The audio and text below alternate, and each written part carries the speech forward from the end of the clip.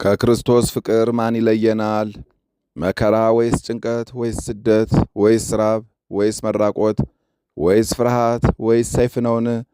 ስለ አንተ ቀኑን ሁሉ እንገደላለን፣ እንደሚታረዱ በጎች ተቆጠርን ተብሎ እንደተጻፈ ነው። በዚህ ሁሉ ግን በወደደን በእርሱ ከአሸናፊዎች እንበልጣለን። የሐዋርያው ቅዱስ ጳውሎስ መልእክት ሮሜ ምዕራፍ 8 ከቁጥር 35 እስከ 37። አንድ አምላክ በሆነ በአብ በወልድ በመንፈስ ቅዱስ ስም ሐምሌ 19 በዚች ቀን ስማቸው ሱርስ፣ ህርማን፣ ያኑፋ፣ ስንጣንያ የሚባሉ የእስና ሀገር ሰዎች በሰማዕትነት ሞቱ። የሰማዕትነታቸው ምክንያት እንዲህ ነው። መኮንኑ አርያኖስ ወደ እስና ከተማ 3 ጊዜ ደረሰ። በመጀመሪያ የተባረከች መስተጋድልት የሆነች ዳላጅን ገደላት። ስማቸውን አስቀድመን የጠራናቸውንም 4ቱንም ልጆቿንም ገደላቸው። የሰማዕትነታቸው ፍጻሜ ግንቦት 7 ቀን ሆነ። በሁለተኛም ጊዜ ስማቸው አውሳፊዮስ፣ ታማን፣ ህርማን፣ ባኮስ የሚባሉ 4ቱን መኳንንት ገደላቸው። የሰማዕትነታቸውን ፍጻሜ ሰኔ 7 ቀን ሆነ። በሦስተኛውም ጊዜ በቤቷ ውስጥ በአልጋ ላይ ተኝታ የነበረችውን አሮጊት የአርያኖስ ወታደሮች ስለ እነዚህ ቅዱሳን ከጠይቋት በኋላ ገደሏት። ከዚህም በኋላ መኮንኑ ከክርስቲያን ወገን ያገኙትን ሁሉ እንዲገድሉ የተክል ማጠጫ በተባለ በከተማዋ ምዕራብ መግደልን እንዳያቋርጡ አዘዘ። ወደ ከበረ አባት ወደ ባህታዊ ይስሐቅም እስኪደርሱ ድረስ በብዙ መንገድ ብዙ ሕዝብን አገኙ። በመንገድ ብዙ ሕዝብን አገኙ። ያን ጊዜ ጠባቂያቸውም እንዲህ እያለ አጽናናቸውና ያረጋጋቸው ነበረ። ወደ ሰማያዊት መንግሥት እንድትገቡ ጸንታችሁ ታገሱ። እንዲህም ሲወስዷቸው መኮንኑ ደረሰ። ባዩትም ጊዜ ሁሉም በአንድ ቃል እኛ ክርስቲያን ነን እያሉ በግልጽ ጮኹ። መኮንኑም ሁሉንም እንደ በግ ያርዷቸው ዘንድ አዘዘ። ጭፍሮቹም ግን በላያቸው በሰይፎቻቸው አጋና ተጫወቱ። በዚያችም በሐምሌ 19 ቀን የእስና ከተማ ሰዎች ከታናናሾቹ እስከ ታላላቆቹ ሴቶችና ወንዶች ጨረሷቸው። የመላእክት ሰራዊትም ነፍሶቻቸውን ይቀበሉ የብርሃን አክሊሎችንም ያቀዳጇቸው ነበረ። ከዚህም በኋላ መኮንኑ በዚያ ወደ እስና ከተማ ሄደ። ሁለተኛም ወደ እስና ከተማ ተመልሶ 3 ገበሬዎችን የእርሻ ዕቃዎቻቸውን ተሸክመው አገኘ። መኮንኑም ባዩት ጊዜ እኛ ክርስቲያን ነን ብለው በግልጽ ጮኹ። መኮንኑም ሰምቶ ይገድሏቸው ዘንድ አዘዘ። በእርሻ መሳሪያዎችም ገደሏቸው። የእነዚያ ስማቸውም ሱሩፋስ፣ አንጣኪዮስ፣ ሰሃድራ ይባላል። የሰማዕትነታቸው ፍጻሜ መስከረም 11 ቀን ነው። ይህንንም ቅዱስ አባት ኤጲስቆጶስ ይስሐቅን መኮንኑ አስሮ ለጣዖት እንዲሰዋ አስገደደው። እምቢ ባለውም ጊዜ ወደ እሳት እንዲወረውሩ ታዘዘ። የሰማዕትነት ፍጻሜም ታኅሳስ 14 ቀን ነው። ምዕመናንም ሥጋውን ወስደው ገንዘው ቀበሩት። የስደቱም ወራት ካለፈ በኋላ ቤተ ክርስቲያን ሰርተው በስሙ አከበሯት። ለእግዚአብሔር ምስጋና ይሁን። እኛንም በሰማዕታት ጸሎት ይማረን፣ በረከታቸውም ከእኛ ጋር ትኑር ለዘላለሙ አሜን። በዚች ቀን ሕፃኑ ቅዱስ ቂርቆስና እናቱ ቅድስት ኢየሉጣ በሰማዕትነት መከራን ተቀበሉ። ይህም ሕፃን ዕድሜው 3 ዓመት ሲሆነው ከሮሜ ሀገር ወደ ሌላ ሀገር እናቱ ይዛው ሸሸች። በዚያም የሸሸችው መኮንኑን አገኘችው። ሰዎችም ነገር ሰሩባት። ወደ እርሱም አስቀረባትና ስለ አምልኮ ጠየቃት። እርሷም መኮንን ሆይ ዕድሜው 3 ዓመት የሆነው ሕፃን አለ። አማልክቶችህን ማምለክ መልካም እንደሆነ ወይም እንዳልሆነ ያስረዳን ዘንድ እርሱን ጠይቅ አለችው። ሕፃኑም ወዳለበት ጭፍራውን ልኮ ወደ እርሱ አስመጣውና ሕፃኑም ፊቱ ብሩህና ደስተኛ እንደሆነ አየው። አንተ ደስተኛ ሕፃን ሆይ እንዴት ነህ አለው። ሕፃኑም መልሶ አዎን፣ ለእኔ ደስታ ተጠብቆልኛል፣ ለአንተ ግን ሐዘንና ልቅሶ ጥርስ ማፋጨት ነው። መጽሐፍ ለዝንጎች ተድላ ደስታ የላቸውም ብሏልና አለው። እግዚአብሔር ኃይልና ንግግርን ሰጥቶታልና ብዙ ተናገረ። ከዚያም ያሉትን እስካስደነግጣቸው ድረስ ንጉሡን፣ መኳንንቱን፣ ጣዖታቱን ረገማቸው። ከብርታቱም የተነሳ አደነቁ። መኮንኑም ባፈረ ጊዜ በየአይነቱ በሆነ ስቃይ ታላላቆቹን የማይችሉትን ታላቅና አስጨናቂ የሆነ ስቃይን አሰቃየው።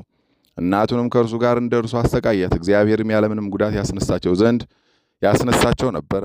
ብዙዎችም አሕዛብ ይህንን አይተው አደነቁ። ክብር ይግባውና በጌታችን በኢየሱስ ክርስቶስ አምነው በሰማዕትነት ሞቱ። የሰማዕትነትን አክሊል ተቀበሉ። በሕፃኑም ላይ የመንፈስ ቅዱስ ጸጋ አደረበት። ታላላቅና ድንቆች ተአምራቶችንም አደረገ። ብዙዎችም በሽተኞችን አዳናቸው። ከዚያም በኋላ መኮንኑ በታላቅ የናስ ጋን ውስጥ ውሃ ጨምረው በእሳት ያፈሉት ዘንድ አዘዘ። የፍላቱም ድምፅ እንደ ክረምት ነጎድጓድ ሆነ። ያን ጊዜ ፍርሃትና የሃይማኖት ጉርደት በእናቱ ላይ ደረሰባት። ሕፃኑም ስለ እናቱ ወደ እግዚአብሔር ጸለየ። ያን ጊዜ ጌታችን ልቧን ወደ ሰማይ አሳርጎ ለቅዱሳን ሰማዕታት የተዘጋጁትን የብርሃን ማደሪያዎችን አየች። ከዚያም በኋላ ጸናች፣ እግዚአብሔርንም አመሰገነችው። ልጇንም ልጄ ሆይ ከእንግዲህ አንተ አባቴ ነህ፣ እኔ ልጅህ ነኝ አለች። ያቺ ከእኔ የተወለድክባት ቀን የተባረከች ናት አለችው። ወደዚያም ወደ ጋኑ ውስጥ በገቡ ጊዜ የውሃው ፍላት እንደ ንጋት ውሃ ውርጭ ቀዘቀዘ። ከእግዚአብሔር የታዘዘ የመላእክት አለቃ ቅዱስ ገብርኤልም ከሰማይ ወርዶ የእሳቱን ኃይል አቀዝቅዞታልና። ከዚያም በኋላ መኮንኑ ስጋቸው ተቆራርጦ እስከሚወድቅ ድረስ በመቃጥን ውስጥ አድርገው እንዲጎትቷቸው አዘዘ። ከእግዚአብሔርም የታዘዘ መልአክ አዳናቸው። መኮንኑም በታላቅ ስቃይ ያሰቃያቸው ዘንድ አስቦ እስኪመክር ድረስ በወህኒ ቤት ዘጋባቸው። ያን ጊዜ ክብር ይግባውና ጌታችን ኢየሱስ ክርስቶስ ወደ ሕፃኑ ቂርቆስ ወርዶ አጽናናው፣ አረጋጋውም። ስሙንም ለሚጠራ መታሰቢያውን ለሚያደርግ ቃል ኪዳንን ሰጠው። ለእግዚአብሔር ምስጋና ይሁን። እኛንም በቅዱስ ቂርቆስና በኢየሉጣ ጸሎት ይማረን፣ በረከታቸውም ትድረሰን ለዘላለሙ አሜን። በዚች ቀን ትዕማዳን ከምትባል ከተማ ብልህ የሆነ ቅዱስ በጥላን በሰማዕትነት ሞተ። አባቱ አረማዊ ነበረ፣ ስሙም አውሱጥኪዮስ ነበረ። እናቱ ግን አማኝ ነበረች፣ ስሟም ኤልያና ነበረ። ባደገ ጊዜም አባቱ ጥበብን ሁሉ አስተማረው፣ እጅግም አዋቂ ሆነ። በበጥላን ቤት አቅራቢያ አንድ ቄስ ይኖር ነበረ። በጥላንም በፊቱ ሲያልፍ መኮንኑ እውቀቱን ብልህነቱንና አስተዋይነቱን ይመለከት ነበረ። ከሃዲ ስለመሆኑም ስለ እርሱ ያዝን ነበር። ቄሱም በጥላንን መንገድ መርቶ ወደ ቀናች ሃይማኖት ያስገባው ዘንድ ክብር ይግባውና ጌታችን ኢየሱስ ክርስቶስን ለመነው። ስለዚህ በጥላንም ልመናው ባዘወተረ ጊዜ በጥላን በእርሱ እጅ ያምን ዘንድ እንዳለው ጌታችን በራእይ ገለጠለት። ቄሱም ደስ አለው። ሁልጊዜም በፊቱ ሲያልፍ በጥላንን ያነጋገረውና ሰላምታ የሚሰጠው ነበረ። ስለዚህም በመካከላቸው ፍቅር ጸና። ከዚህም በኋላ በጥላን ወደ ቄሱ ቤት ይገባና ስለ ሃይማኖት ይነጋገር ነበረ። ቄሱም ክብር ይግባውና የጌታችን የኢየሱስ ክርስቶስ ሃይማኖት ምን ያህል ክብር እንዳላት ለሚያምንበትም ሁሉ እውቀትና ማስተዋል እንደሚሰጣቸው፣ ድንቆችና ታላላቅ ተአምራቶችንም እንደሚያደርግላቸው፣ ታላቅ ፈውስም እንደሚያደርጉ ገለጠለት። በጥላንም ክብር ይግባውና በክርስቶስ የሚያምኑ ተአምራትንም እንደሚያደርጉ ይህን በሰማ ጊዜ እጅግ ደስ ብሎት በዚያ ቄስ ትምህርት በጌታ አመነ።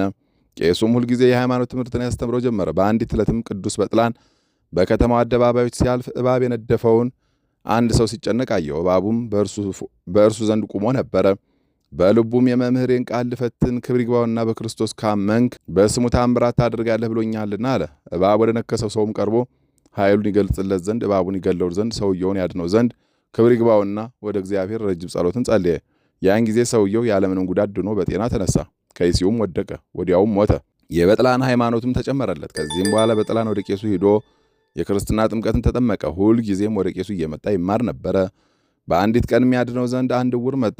የቅዱስ በጥላን አባት ባየው ጊዜ እውሩን ከውጭ መልሶ ሰደደው። በጥላንም አባቱን ማን ነው የፈለገ ብሎ ጠየቀው። አባቱም ልታድነው የማትችለው አንድ እውር ነው አለው። እርሱም አባቱን የእግዚአብሔር ክብር ታይ ዘንድ አለህ አለውና ይህንን ብሎ እውሩን ጠራውና ዓይኖች ቢገለጡ ያዳነህን ታመልከዋለህን አለው። እውሩም አዎን አምናለሁ። ስለ ቅዱስ በጥላንም በእውሩ ላይ ረጅም ጸሎት ጸለየ። አዎን አምናለሁ አለ። ቅዱስ በጥላንም በእውሩ ላይ ረጅም ጸሎትን ጸለየ። እጆቹንም በእውሩ ዓይኖች ላይ አኖረ። እንድታይ በጌታችን በኢየሱስ ክርስቶስ ስም እመን አለው። ወዲያውኑ ዓይኖቹ ተገለጡ። አባቱም ይህን ድንቅ ሥራ ባየ ጊዜ ክብር ይግባውና በጌታ በኢየሱስ ከእውሩ ጋር አመነ። ቅዱስ በጥላንም ወደ ቄስ ወሰዳቸውና የክርስትና ጥምቀትን አጠመቃቸው። ከዚህም በኋላ ባሮቻቸውን ነፃ ወጡ። ገንዘባቸውን ለድሆችና ለችግረኞች አከፋፈሉ። ቅዱስ በጥላንም ጥበብን ያደርግ ነበረ፣ ያለ ዋጋም ሰዎችን ያድናቸው ነበረ። ነገር ግን ክብር ይግባውና በክርስቶስ እንዲያምኑ ይሻ ነበረ። ስለዚህም ጥበበኞች ሰዎች በእርሱ ላይ ተነሱ። ወደ ንጉሱም ሄደው ከቄሱ ጋር ካዳነውም እውር ጋር በጌታችን ባመኑ ከብዙዎች ጋር ከሰሱት። ወደ ንጉሱም በቀረበ ጊዜ ንጉሱ ተቆጥቶ ለአማልክት ሰዉ አላቸው። ባልታዘዙለትም ጊዜ ራሶቻቸውን በሰይፍ አስቆረጠ። የሰማዕትነት አክሊልን በመንግሥተ ሰማያት ተቀበሉ። ከዚህም በኋላ ቅዱስ በጥላንን የጸና ስቃይን አሰቃየው። ከእርሱም ድንቆች ተአምራቶች ተገለጡ። ለእግዚአብሔር በእጁም ብዙ ሰዎች ክብር ይግባውና በጌታችን አመኑ፣ በሰማዕትነትም ሞቱ። ንጉሱም አይቶ በበጥላን ላይ ተቆጣ፣ ለአንበሳም አስጣለው። አንበሳውም እግሩን ላሰው እንጂ ክፉ አላደረገበትም። ሁለተኛም ራሱን በሰይፍ ቆርጡ ዘንድ አዘዘ። በዚህም ምስክርነቱን ፈጽሞ በመንግሥተ ሰማያት የሰማዕትነት አክሊልን ተቀበለ። ለእግዚአብሔር ምስጋና ይሁን። እኛንም በከበሩ ሰማዕታት በጸሎታቸው ይማረን፣ በረከታቸው ከእኛ ጋር ትኑር ለዘላለሙ አሜን። በዚህች ዕለት የአባ አቃሪቦን የመቃርስና የስካ ሀገር ሰው የሙሴ መታሰቢያቸው ነው። በረከታቸው ከእኛ ጋር ትኑር ለዘላለሙ አሜን። አንድ አምላክ በሆነ በአብ በወልድ በመንፈስ ቅዱስ ስም ሐምሌ 20 በዚች ቀን ታላቅና ክቡር የሆነው የሰራዊት አለቃ ቅዱስ ቴዎድሮስ በሰማዕትነት ሞተ። ምስጋና ይሁን ለአብ ለወልድ ለመንፈስ ቅዱስ አንድ አምላክ በሚሆን ዛሬም ዘወትርም ለዘላለሙ አሜን። በሐምሌ 19 ቀን የሚከበሩ ዓመታዊ ቅዱሳን በዓላት ቅዱስ ገብርኤል ሊቀ መላእክት፣ ቅዱስ ቂርቆስ ወእሙ ኢየሉጣ፣ ቅዱስ በጥላን ጠቢብ ሰማዕት እና ማኅበሩ፣ ቅዱሳን ሰማዕታተ እስና። ወርሃዊ በዓላት ቅዱስ ኤስድሮስ ሰማዕት፣ አቡነ አብየ እግዚእ ጻድቅ፣ አቡነ ስነ ኢየሱስ፣ አቡነ ዮሴፍ ብርሃነ ዓለም። ከክርስቶስ ፍቅር ማን ይለየናል? መከራ ወይስ ጭንቀት ወይስ ስደት ወይስ ራብ ወይስ መራቆት ወይስ ፍርሃት ወይስ ሰይፍ ነውን? ስለ አንተ ቀኑን ሁሉ እንገደላለን፣ እንደሚታረዱ በጎችም ተቆጠርን ተብሎ እንደተጻፈ ነው። በዚህ ሁሉ ግን በወደደን በእርሱ ከአሸናፊዎች እንበልጣለን። የሐዋርያው ቅዱስ ጳውሎስ መልእክት ሮሜ ምዕራፍ 8 ቁጥር 35 እስከ 37። የሰማነውን በልቦናችን ያሳድርብን። ከቅዱሳን አባቶቻችን ከቅዱሳት እናቶቻችን በረከት ረድኤት ያሳትፈን። ይቅርታውን ቸርነቱን ያርቅብን። ከመልአኩ ከቅዱስ ገብርኤል በረከት ረድኤት ያሳትፈን። ከነደደው እሳት ከታዘዘው መቅሰፍት በቸርነቱ ያድነን። የሰላም አምላክ ሰላሙን ፍቅሩን አንድነቱን ይስጠን። እንበል አቡነ ዘበሰማያት ይትቀደስ ስምከ ትምጻእ መንግሥትከ ወይኩን ፈቃድከ ኢየሱስ ክርስቶስ ከመ ይስራኤልን ኃጣውኢነ ተማኅፀነ ብከ ኃይለ እግዚአብሔር አብይ ኦ እግዚእ ኢየሱስ ክርስቶስ ሥራይ ኃጢአቴ ወኃጢአተ ኩሉ ሕዝብ ከማይሠራ ኃጢአት እግዚአብሔር ይፍታ። እግዚአብሔር ይባርክ።